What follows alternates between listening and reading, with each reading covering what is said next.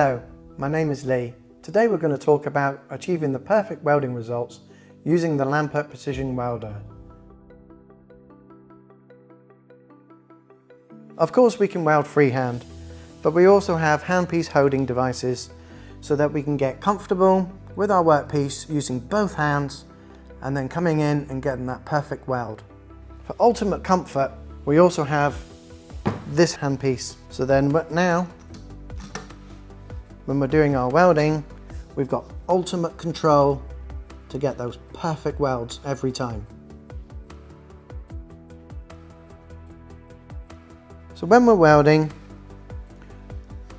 always try and have the workpiece wherever possible at 90 degrees and just gently touch the electrode to do the weld. Where not possible, always remember that the material will flow in the direction of the light arc.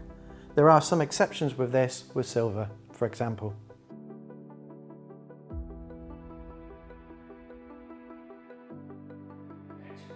For complicated workpieces, such as this for example, it is better sometimes to use the foot switch.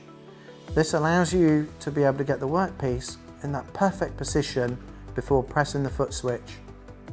For working in small confined areas, we can also extend the electrode ever so slightly.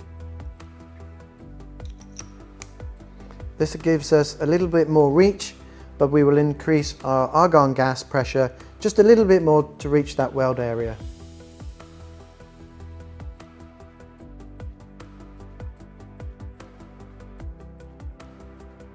When welding small gaps, it is sometimes possible to weld over that gap.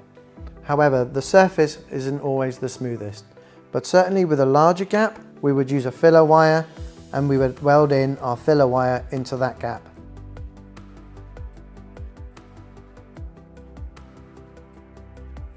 When we're working in a precise manner, we have thin electrodes. These are very, very precise. However, if we're using lots of energy, we have a thicker electrode to allow us to use that extra energy. If you want more information on that, you can click on the link below.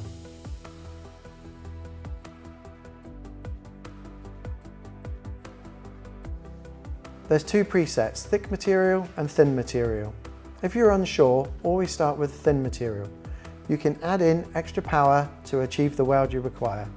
If you don't get the weld you require, you can always then add in extra time to that weld and achieve the perfect results. I hope you find this video helpful, and if you need further information on setting up the welding device, you can click on the link below.